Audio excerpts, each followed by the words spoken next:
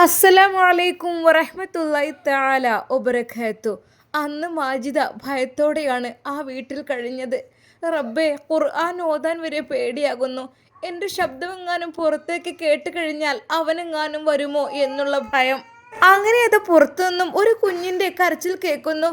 റബ്ബേ, പഠിച്ചോനെ, വാതിൽ തുറക്കുവാൻ വേണ്ടിയിട്ട് പല വിദ്യകളും എല്ലാവരും ചെയ്യാറുണ്ട്. പൈപ്പ് തുറന്നിടും, കുഞ്ഞ് കരയുന്ന പോലെ കരയും, അങ്ങനെയൊക്കെ. റബ്ബേ, ശരിക്കും ഒരു കുഞ്ഞിൻ്റെ കരച്ചിലാണല്ലോ കേൾക്കുന്നത്. അവൾ ഭയന്ന് വിറച്ചു. എല്ലാം പടച്ച റബ്ബിൽ അർപ്പിച്ചു. പഠിച്ചോനെ, ഇല്ല, പുറത്ത് ആരൊക്കെയുണ്ട്, എനിക്ക് പേടിയാവുന്നുണ്ടല്ലോ. ആ രാത്രിയിൽ അവൾക്ക് ഉറങ്ങുവാനേ കഴിഞ്ഞില്ല. ഷാമിലിനെ ഒന്ന് വിളിച്ചാലോ? വേണ്ട, ഒരാളുടെയും ഉറക്ക് വെറുതെ ഞാൻ നശിപ്പിക്കണ്ടല്ലോ എന്നവൾ കരുതി പേടിച്ച് ഭയന്ന്. ഇല്ല റബ്ബേ, നാളെ മുതൽ എനിക്കാവില്ല ഈ വീട്ടിൽ നിൽക്കാൻ. ഇവിടെ നിന്ന് എങ്ങോട്ടെങ്കിലും ഞാൻ ഇറങ്ങിപ്പോകും റബ്ബേ. അവൾ പേടിച്ച് ഭയന്നു. അതെ, സുഖമില്ലാത്ത ഉപ്പയാണെങ്കിലും ഉപ്പയോടൊപ്പം നിൽക്കുന്നത് സമാധാനമായിരുന്നു. ആങ്ങളമാർക്കുണ്ട് വലിയ കൊട്ടാരം പോലുള്ള വീടുകൾ. പക്ഷേ എന്ത് ചെയ്യാൻ? വേണ്ട, അവരുടെ ഭാര്യമാരും ഒന്നും തന്നെ അതിന് സമ്മതിക്കില്ല. അല്ലെങ്കിലും വേണ്ട. എൻ്റെ ഉപ്പ പറഞ്ഞിട്ടുണ്ട്, പൊന്നു മോള് പണിയെടുത്തെങ്കിലും ജീവിച്ചോ, ഒരിക്കലും അവരുടെ മുമ്പിലേക്ക് കൈനീട്ടാൻ പോവരുതെന്ന്. എന്നാലും ഓഫീസിലെ കാര്യം ആലോചിച്ചപ്പോൾ അവിടേക്ക് പോകാമെന്നുള്ളൊരു സമാധാനമുണ്ടായിരുന്നു. അവിടെയും ആളായി എന്നറിഞ്ഞപ്പോൾ എൻ്റെ റഹ്മാനെ, വല്ലാത്തൊരു അവസ്ഥ തന്നെയാണ് എൻ്റെ അവസ്ഥ. സാരമില്ല, പക്ഷെ ഇവിടെ ഒറ്റയ്ക്ക് നിൽക്കാനാവില്ലല്ലോ റബ്ബേ, എനിക്ക് പേടിയാണ്. ആ ദിവസം എങ്ങനെയാണ് നേരം വെളുപ്പിച്ചത് എന്നവർക്കറിയുന്നില്ല. എന്നാൽ പിറ്റേന്ന് രാവിലെ തന്നെ വാതിലിൽ വീണ്ടും മുട്ട് കേൾക്കുകയാണ്. പഠിച്ചോനെ, റബ്ബേ, അല്ലാ. മാജിദ, മാജിദ, വാതിൽ തുറക്ക്. അല്ലാ, അതെ, ഒരാണിൻ്റെ ശബ്ദം. മാജിദ, തുറക്ക്, ഇതങ്ങ് വാങ്ങി വെക്കാനാണ്. അവൾ പതുക്കെ എഴുന്നേറ്റ് വാതിൽ തുറക്കുന്നു. അല്ലാ, ആരാ? അതെ, താൻ ഭയക്കുന്ന ആ ഒരു മുഖം. അതെ, തനിക്ക് അദ്ദേഹത്തെ പേടിയാണ്. എന്ത് വേണ്ടത്? മാജിദ, എൻ്റെ ബാപ്പ മരിച്ചിട്ട് എത്ര ദിവസമായി? ഞാൻ പറയുന്നത് കേൾക്ക്. നീ എൻ്റെ കൂടെ ജീവിച്ചോ, അതാ നിനക്ക് നല്ലത്. വേണ്ട, എന്തിന്? നിങ്ങൾക്ക് ഭാര്യയും മക്കളുമില്ലേ? എന്തിനാ അവരുടെ ഭാവി ഞാൻ തകർക്കുന്നത്? ഒരിക്കൽ പോലും നിങ്ങൾ എൻ്റെ മുമ്പിൽ വരരുത്. അതെനിക്ക് ഇഷ്ടമല്ല, എൻ്റെ ഉപ്പാക്കും ഇഷ്ടമല്ല. ദയവായി നിങ്ങൾ ഒന്ന് പോ, ഇങ്ങോട്ട് വാടി നീ. എന്നാൽ അയാൾ അവളെ കയറി പിടിക്കുവാൻ വേണ്ടി വരികയാണ്. എൻ്റെ പെണ്ണെ, ഇത്രയും സൗന്ദര്യത്തിടുമ്പായ നിനക്ക് എങ്ങനെ ഒറ്റയ്ക്ക് ജീവിക്കാൻ കഴിയുന്നു? എൻ്റെ കൂടെ ജീവിച്ചൂടെ? ഞാൻ നിന്നെ എത്ര മോഹിച്ചതാണ്. അതിനിടയ്ക്ക് നീ ഓഫീസിലേക്കും അവിടേക്കും ഇവിടേക്കും ജോലിക്ക് പോയി. എന്തിന്? നിൻ്റെ ബാപ്പ മരിച്ചാലെങ്കിലും ഞാൻ നിന്നെ വിവാഹം കഴിക്കണമെന്ന് ആഗ്രഹിച്ച, പക്ഷെ നീ സമ്മതിക്കുന്നില്ല. വിവാഹം കഴിച്ചില്ലെങ്കിലും എൻ്റെ കൂടെ അല്പമൊന്ന് സമയം. ഇറങ്ങിപ്പോടോ എൻ്റെ മുമ്പിൽ നിന്ന്. ഇതുപോലുള്ള അനാവശ്യ വാക്കുകളുമായിട്ട് എൻ്റെ മുമ്പിലേക്ക് വന്നാൽ ഞാൻ എന്ത് ചെയ്യുമെടി? നീ എന്ത് ചെയ്യും? നീ എന്നെ എന്ത് ചെയ്യും? അതെ, അവളുടെ നേർക്ക് അയാൾ ശക്തമായി ഓടിയെടുക്കുകയാണ്. ശരിക്കും അവൾ ഭയന്നു പോയി. യാ റബ്ബേ! എന്നാൽ അവൾക്ക് എന്ത് ചെയ്യണമെന്നറിയുന്നില്ല. അവൾ വേഗം അകത്തേക്ക് ഓടിപ്പോവുകയായിരുന്നു. അല്ലാതെ മറ്റൊന്നുമില്ല.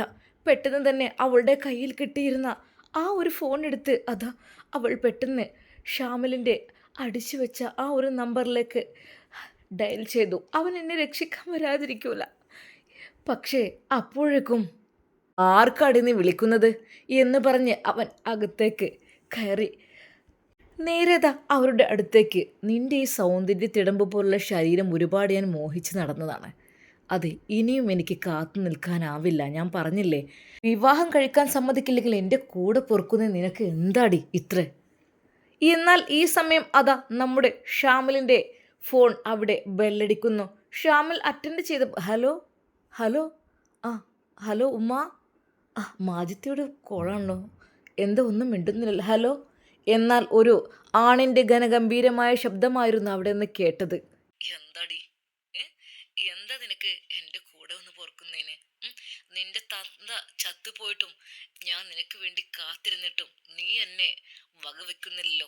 ഇതിനു വേണ്ടി ഞാൻ ഒരുപാട് ദിവസം വായിൽ വെള്ളം മുറി കാത്തിരിക്കുകയാണ്. നിന്റെ ഈ വെളുത്തു തൊടുത്ത ഈ ഒരു ശരീരം ആർക്ക് വേണ്ടിയിട്ടാണ് നീ മാറ്റി വെച്ചിരിക്കുന്നത് അതെനിക്ക് ആസ്വദിക്കാൻ തന്നൂടെ? വേണ്ട വേണ്ട, പ്ലീസ് എന്നെ തുടരുത്, പ്ലീസ് പ്ലീസ്. ശരിക്കും ഷാമിൽ ഞെട്ടിപ്പോയി. റബ്ബേ, എന്തപ്പത്? അതെ, മാജിത്തിയുടെ കോളിൽ നിന്നാണ്. അതെ, അവർ ഫോൺ കട്ട് ചെയ്തിട്ടില്ല. എനിക്ക് വിളിച്ചിട്ടുണ്ട്, പക്ഷെ അപ്പോഴേക്കും അവൻ ഫോൺ തട്ടിപ്പറിക്കുകയോ തല്ലി തകർക്കുകയോ എന്ത് ചെയ്തിട്ടുണ്ട്. പക്ഷെ ഫോൺ ഓഫായിട്ടില്ല. ശരിക്കും അവിടെ എന്തോ ഒരു മൽപ്പിടുത്തം നടക്കുന്നത്. ഉപ്പാ, ഞാനിപ്പോൾ വരാം. മോനെ, എങ്ങോട്ടാ മോനെ ഈ സമയത്ത് ഇത്ര രാവിലെ തന്നെ? ഞാനിപ്പോൾ വരാം ഉപ്പാ, ഞാനിപ്പോൾ വരാം. മോനെ, എങ്ങോട്ടാ? അതൊക്കെ പറയാം ഉപ്പാ, ഞാൻ പോയിട്ട് വരാം. മക്കളെ, ഉപ്പാനടുത്ത് നിൽക്കണേ. പെട്ടെന്ന് തന്നെ അതാ അവൻ കാറിൽ കയറി അത് സ്റ്റാർട്ട് ചെയ്തു.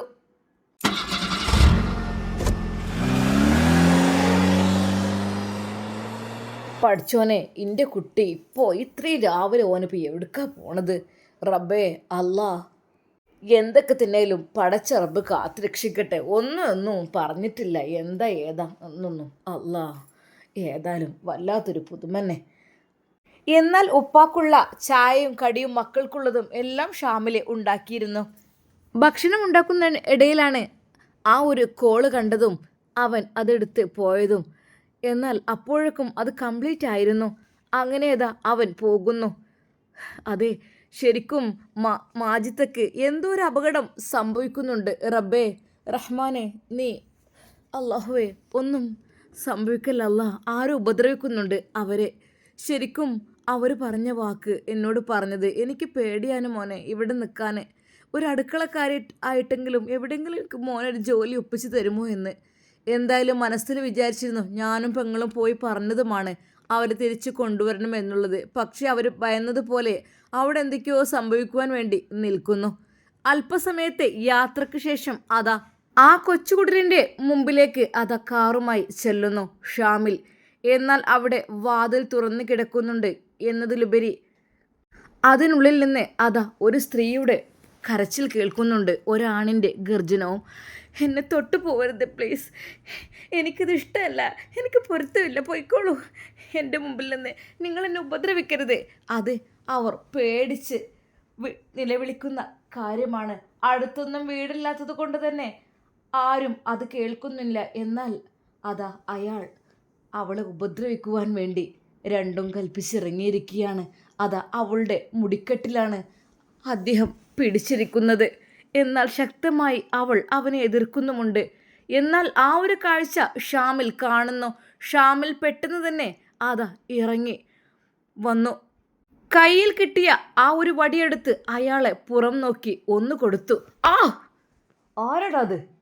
അയാളുടെ കൈകളിൽ നിന്ന് അതാ അവളുടെ ആ ഒരു മുടി പിടിവിട്ടു.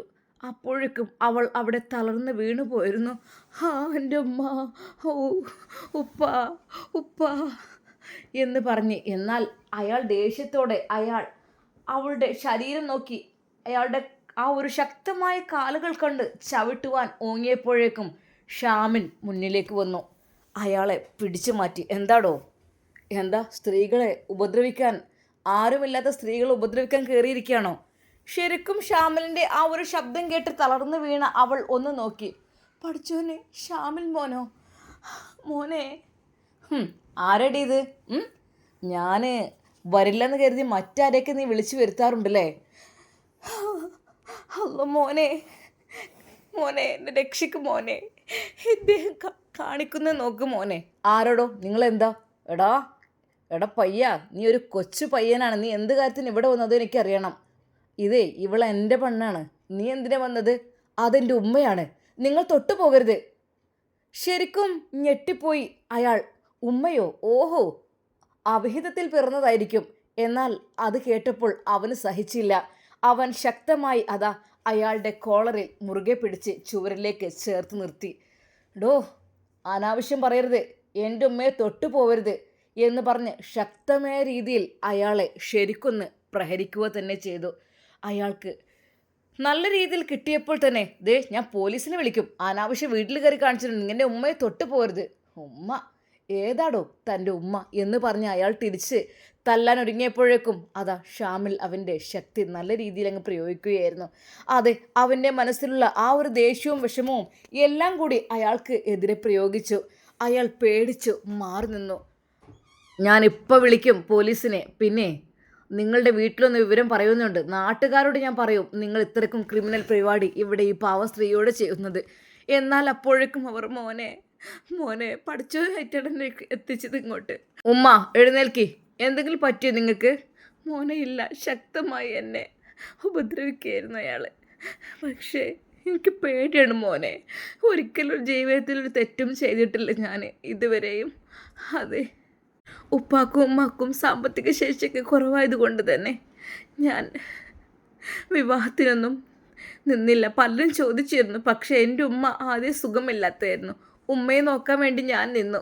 പിന്നെ അവർ പറഞ്ഞു മോളെ കല്യാണ കാര്യത്തെക്കുറിച്ച്. പക്ഷേ എന്നാൽ എൻ്റെ ഉമ്മയെ നോക്കാൻ വേണ്ടി ആരും നോക്കുന്നില്ലായിരുന്നു. മക്കളൊക്കെ വൃദ്ധസദനത്തിൽ കൊണ്ടുപോയി നിന്നപ്പോൾ അവർ നോക്കാൻ വേണ്ടി നിന്നു. പിന്നെ ഉമ്മ മരിച്ചപ്പോഴാണ് അങ്ങോട്ട് ജോലിക്ക് പോയത്. പിന്നെ ഉപ്പാക്കും സുഖമില്ലാതായപ്പോൾ അതുകൊണ്ട് എൻ്റെ ജീവിതത്തെക്കുറിച്ച് ഞാൻ ചിന്തിച്ചില്ല. മോനെ സാരമില്ല, ആയിക്കോട്ടെ. എൻ്റെ ഉമ്മയുടെയും ഉപ്പയുടെയും പ്രാർത്ഥന എനിക്ക് കിട്ടുമല്ലോ, അതെന്നെ വലുത്. മോനെ ഷാമിൽ, ഉമ്മയോട് പൊറുക്കണം. അല്ല മോനെ, എന്നാലും എന്നെ രക്ഷിക്കാനെത്തിയല്ലോ. ഉമ്മ നിങ്ങളൊന്നും വിചാരിക്കണ്ട. നിങ്ങൾ വണ്ടിയിൽ കയറി. എന്തെങ്കിലും പറ്റിയിട്ട് നമുക്ക് ഹോസ്പിറ്റലിൽ ഒന്ന് പോകാം. മോനെ ഒന്നും പറ്റിയിട്ടില്ല. ഉമ്മ നെറ്റിയിൽ നിന്ന് ചോര വരുന്നുണ്ടല്ലോ. അതയാൾ ചുവരിലേക്ക് ശക്തമായി ഒന്ന് തള്ളിയതാണ് മോനെ.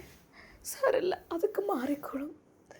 മോനെ ഞാൻ വരുന്നത് ശരിയാണോ മോനെ? എന്ത് വിചാരിക്കും? ഉമ്മ നിങ്ങളൊന്നും കരുതണ്ട. നിങ്ങൾ എഴുന്നേൽക്കി. ഇനിയും നിങ്ങളിവിടെ ഇട്ടിട്ട് പോകാൻ എനിക്ക് മനസ്സ് വരുന്നില്ല. കാരണം എൻ്റെ ഉപ്പയെ ഒരു മനുഷ്യനാക്കി മാറ്റിയത് നിങ്ങളാണ്. തളർന്നു കിടന്ന എൻ്റെ ഉപ്പയെ തീർച്ചയായും അതെ ഒരു മനുഷ്യനാക്കി നല്ല രീതിയിൽ നടത്തിയത് നിങ്ങളുടെ കൂടി കഴിവ് കൊണ്ടാണ്. അല്ലാതെ ഞാൻ ഒരിക്കലും അല്ല എന്ന് പറയില്ല. കാരണം അത്രക്കും മനസ്സിലെ ഭാരവും ദുഃഖവും എല്ലാമായി എൻ്റെ ഉപ്പ ആ ഹോസ്പിറ്റലിലേക്ക് വന്നപ്പോൾ ഈ കൈകൾ നീട്ടി സ്വീകരിച്ച് അത്രമാത്രം എൻ്റെ ഉപ്പയോട് കാരുണ്യവും ലാളനയും കാണിച്ചത് നിങ്ങളാണ്. അതുകൊണ്ട് മോനെ എനിക്ക് എൻ്റെ ഉമ്മയും ഉപ്പയും നോക്കിയുള്ള പരിചയമുണ്ട്. അതുകൊണ്ടാണ് ആരെയും ഞാൻ നോക്കുന്നത് മോനെ. സുഖമില്ലാത്ത പോലെ കണ്ട എനിക്ക് ഭയങ്കര വിഷമമാണ് മോനെ. ഉമ്മ നിങ്ങൾ സാരല്ല, വേഗം മോനെ. ഞാൻ ഒന്നും എടുക്കണ്ട, ഡ്രസ്സും കാര്യങ്ങളൊന്നും വേണ്ട, അതൊക്കെ നമുക്ക് വാങ്ങാം. പഴയതൊന്നും എടുക്കണ്ട മോനെ.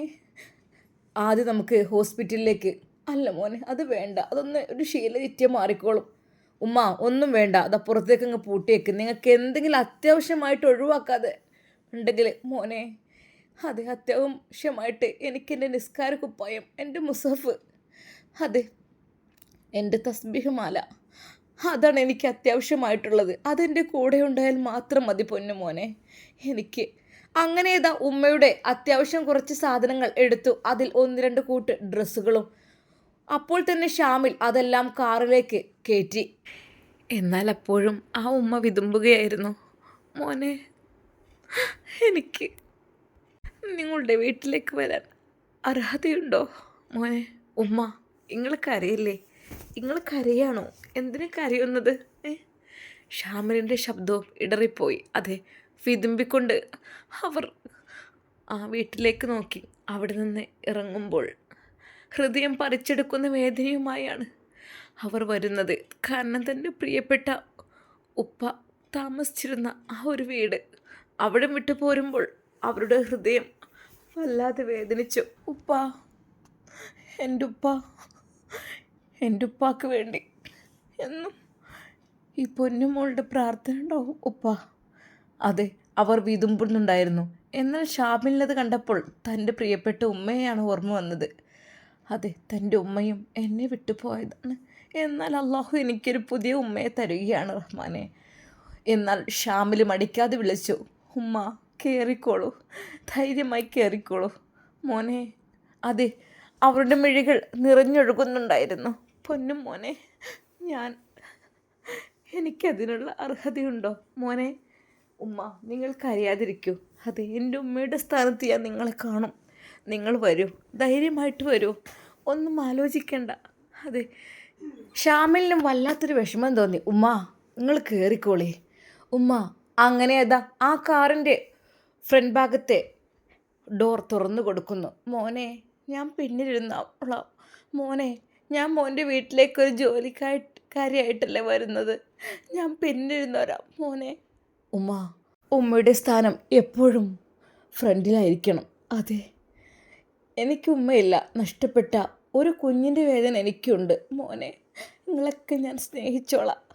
അതെ, നിങ്ങളുടെ അടുക്കളയിൽ ഒരിടം അതുമാത്രം ഞാൻ പ്രതീക്ഷിക്കുന്നുള്ളൂ. നിങ്ങൾക്കുള്ളതെല്ലാം ഞാൻ ഉണ്ടാക്കിത്തരാം. അങ്ങനെ അതാ ആ ഉമ്മയോട് പറയുന്നു, ഉമ്മ ബിസ്മില്ലാഹിർ റഹ്മാൻ റഹീം എന്ന് പറഞ്ഞ് കയറിക്കോളൂ. അതെ, നല്ലൊരു തുടക്കമാകട്ടെ ഇത്. അങ്ങനെ അതാ വിതുമ്പുന്ന മിഴികളോടെ നിറയുന്ന കണ്ണുകളോടെ മാജിത്ത അതാ കാറിൽ കയറി. ഷാമിൽ പറഞ്ഞു, ഉമ്മ നിങ്ങൾ വിഷമിക്കേണ്ട, നിങ്ങളുടെ മോൻ്റെ സ്ഥാനത്ത് കണ്ടാൽ മതി. എന്നാലും ശരിക്കും ആ ഉമ്മ തന്നെ അത്ഭുതപ്പെട്ടു. തൻ്റെ പൊന്നുമോൻ ഷാമിൽ രക്ഷിക്കാൻ വന്നപ്പോൾ ഇതെൻ്റെ ഉമ്മയാണ്, എൻ്റെ ഉമ്മയെ തൊട്ടു പോവരുത് എന്ന് പറഞ്ഞിട്ടാണ് അവൻ അയാളോടത് പറഞ്ഞത്. അയാൾ ഒന്ന് ഭയക്കുകയും ചെയ്തു. അതെ, ഇവൾക്ക് ഇത്ര വലിയൊരു മകനുണ്ട് എന്നുള്ള കാര്യമൊന്നും അയാൾ അറിഞ്ഞില്ല. അതുപോലെ അയാൾ തൽക്ഷണം ഒന്ന് ഞെട്ടിയിരുന്നു. അത് തന്നെ രക്ഷിക്കുവാൻ വേണ്ടിയിട്ട് മോൻ പറഞ്ഞത് അത് അവളുടെ മനസ്സിനെ വല്ലാതെ അങ്ങ് സങ്കടപ്പെടുത്തി. റബ്ബേ, ശരിയാണ്, എനിക്ക് ഒരു പൊന്നു മോനെ അള്ളാഹു നൽകിയല്ലോ, അതുതന്നെയാണ് വലിയ ഭാഗ്യം. അള്ളാഹുവേ റഹ്മാനെ, എൻ്റെ പൊന്നുമോന് ദീർഘായുസും ആഫിയത്തും പ്രദാനം ചെയ്യ റഹ്മാനെ. അങ്ങനെ അതാ അവർ നേരെ അതാ അവരുടെ വീട്ടിലേക്ക് പോകുന്നു. ഉമ്മയുടെ മനസ്സിൻ്റെ ഉള്ളിൽ ചെറിയൊരു ഭയമുണ്ടായിരുന്നു. എങ്കിലും അവർ പടച്ച റബ്ബിൽ എല്ലാം അർപ്പിച്ചു. കണ്ണീരോടെ അതാ ഷാമിലിൻ്റെ കൂടെ അവർ കാറിൽ യാത്രയാവുകയാണ്. ഉമ്മ കരയണ്ട ഒരിക്കൽ പോലും. അതെ, അള്ളാഹുണ്ട് നമ്മുടെ കൂടെ. മോനെ, പഠിച്ചവനായിട്ടാണ് എനിക്ക് ഈ വഴി കാണിച്ചു തന്നത്. അല്ലാഹ് റബ്ബേ, പഠിച്ചവനാണ് എന്നെ രക്ഷിച്ചത്. ഉമ്മ നിങ്ങളൊന്നും കൊണ്ട് വിഷമിക്കണ്ട, നിങ്ങൾക്കൊരു ബുദ്ധിമുട്ടും അവിടെ ഉണ്ടാവില്ല. നോക്കിക്കോളെ, നിങ്ങളുടെ ഇഷ്ടം പോലെ ആയിരിക്കും. നിങ്ങൾക്ക് നിങ്ങളുടെ സ്വന്തം വീട് പോലെ തന്നെ അവിടെ ഉപയോഗിക്കാം. ഉമ്മ നിങ്ങൾ വിഷമിക്കണ്ട. സ്നേഹത്തോടെ ഷാമിൽ അതാ അവരെയും കൊണ്ട് വീട്ടിലേക്ക് പോകുന്നു. എന്നാൽ ഒരിക്കൽ പോലും അറിയുന്നുണ്ടായിരുന്നില്ല ഉപ്പ ഈ വിവരങ്ങളൊന്നും. ഇൻഷാ അല്ലാ നമുക്കിതിൻ്റെ ബാക്കി ഭാഗം നാളെ കാണാം. അതുവരേക്കും എല്ലാവർക്കും അസ്സലാമു അലൈക്കും വറഹ്മത്തുള്ളാഹി തആല വബറകാതുഹു.